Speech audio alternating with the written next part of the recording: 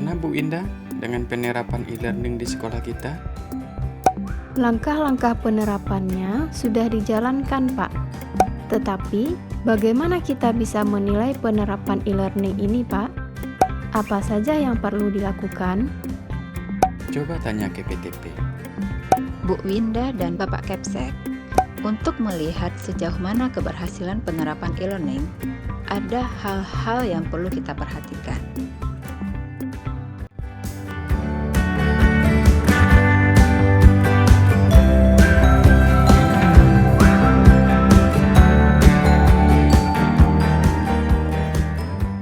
Tahapan kelima dari model EDI adalah evaluasi. Evaluasi ini kita lakukan untuk menilai kualitas proses dan produk pembelajaran baik sebelum, selama, dan sesudah implementasi.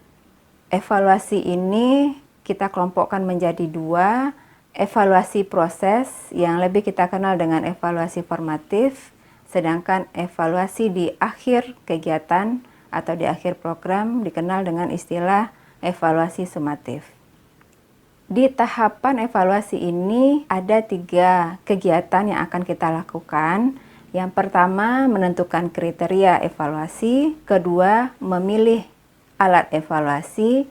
Dan baru yang ketiga, kita melakukan evaluasi. Kegiatan evaluasi ini merujuk kepada tahapan-tahapan sebelumnya, terutama pada aspek tujuan pembelajaran.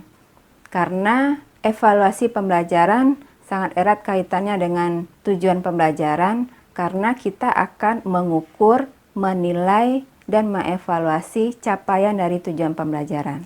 Artinya, rumusan tujuan pembelajaran dan tujuan-tujuan kinerja yang sudah dispesifikkan itu menjadi rujukan utama dalam kita mengembangkan instrumen-instrumen evaluasi. Sebelum kita mengembangkan instrumen evaluasi, kita perlu tentukan dulu kriteria-kriteria evaluasi. Dalam model EDI ini merekomendasikan 3 level. Pertama, mengukur persepsi, yaitu mengukur persepsi peserta didik terhadap kegiatan e-learning yang sudah diselenggarakan. Jadi mengukur persepsi lebih kepada melakukan evaluasi terhadap proses yang dilakukan. Mengukur persepsi ini dapat kita gunakan instrumen berupa angket yang bisa kita berikan kepada peserta didik pada saat pelaksanaan dan setelah pelaksanaan. Bagaimana persepsi mereka terhadap e-learning yang berlangsung. Jadi semua komponen e-learning dapat dinilai oleh peserta didik sesuai dengan persepsi mereka. Dalam ranah penelitian, mengukur persepsi ini sering kita lakukan pada tahap uji coba praktikalitas. Level yang kedua, mengukur pengetahuan, sikap, dan keterampilan peserta didik yang mereka capai dengan menggunakan e-learning. Item-item pertanyaan terkait pengetahuan, sikap, dan keterampilan kita rujuk dari rumusan tujuan pembelajaran. Misalnya pada tujuan pembelajaran dirumuskan bahwa setelah mempelajari materi ini, mahasiswa mampu mengenal komponen-komponen e-learning untuk diterapkan di pendidikan formal. Terkait dengan itu, item evaluasinya atau soal yang bisa diberikan bisa berupa pengetahuan, meminta mahasiswa menjelaskan komponen-komponen e-learning. Atau tingkat soal yang lebih tinggi diberikan studi kasus pada suatu sekolah, kemudian mereka menganalisis komponen-komponen yang terdapat pada sekolah tersebut. Level yang ketiga adalah transfer. Transfer ini bermakna kemampuan ketika seseorang mampu mengaplikasikan pengetahuan dan pengalaman yang dimilikinya untuk mempelajari atau memecahkan masalah dalam situasi yang baru. Jadi jika tadi di tujuan pembelajaran itu mahasiswa mampu atau mengenal komponen-komponen e-learning, pada soal transfer pengetahuan itu mereka kita hadirkan kondisi baru atau kasus-kasus yang nyata di lapangan dan kita minta mereka untuk menganalisisnya. Level ketiga dari kriteria evaluasi ini adalah soal-soal yang bersifat kontekstual dengan kehidupan sehari-hari.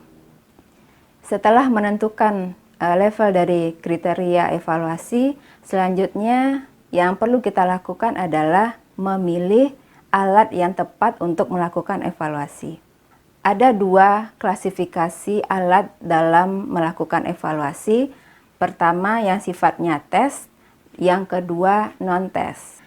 Alat evaluasi tes terdiri dari soal pilihan ganda, menjodohkan, isian singkat, ataupun esai. Ini adalah tipe-tipe instrumen yang biasa kita lakukan untuk mengukur kemampuan peserta didik. Alat evaluasi dengan tipe non-tes berupa survei, wawancara, observasi, portfolio, atau peserta didik melakukan praktek, simulasi, dan lain sebagainya. Dalam e-learning, sebaiknya kita mengkombinasikan kedua alat ini untuk menghindari kecurangan, plagiasi antara peserta didik. Untuk evaluasi formatif, kita bisa gunakan instrumen berupa angket atau soal pilihan ganda untuk menguji ketercapaian peserta didik untuk setiap topik yang mereka selenggarakan. Atau juga bisa menggunakan alat berupa soal studi kasus agar pemecahannya sesuai dengan konteks yang mereka hadapi. Seperti yang kita bahas sebelumnya, bahwa kelemahan dalam e-learning ini salah satunya adalah ketidakpercayaan pendidik terhadap peserta didik yang mengikuti kegiatan pada e-learning. Itu bisa kita antisipasi dengan pemilihan alat evaluasi dan bagaimana cara kita menyajikan alat evaluasi itu kepada peserta didik. Misalnya pada saat kita memilih portfolio, kita bisa meminta mereka membuat catatan harian, laporan dari setiap tahapan kerja yang mereka lakukan, dan itu dibuat semacam portofolio diserahkan di akhir semester. Untuk menghindari kecurangannya, satu tugas mesti berkaitan dengan tugas yang lain. Itu akan sulit bagi peserta didik untuk melakukan kecurangan. Portofolio ini di-upload oleh peserta didik di LMS setiap melaporkan kemajuan kerja. Jadi ketika mereka akan mengirimkan progress reportnya, tentu pendidik menyediakan ruang di Learning Management System untuk mereka melaporkan kemajuan kerjanya. Dan di akhir semester kita akan menemukan portfolio yang utuh dari setiap tahapan yang diikuti oleh peserta didik. Ada banyak tersedia alat evaluasi yang bisa kita gunakan untuk mengukur, menilai, dan mengevaluasi e-learning yang kita lakukan.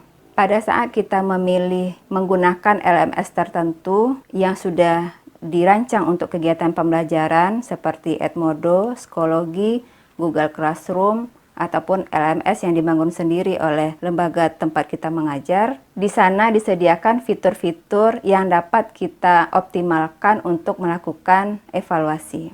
Namun pada saat kita menyelenggarakan e-learning dengan menggunakan media sosial, di media sosial tidak tersedia fitur-fitur yang relevan. Biasanya kita akan kombinasikan dengan penggunaan Google Form atau SurveyMonkey.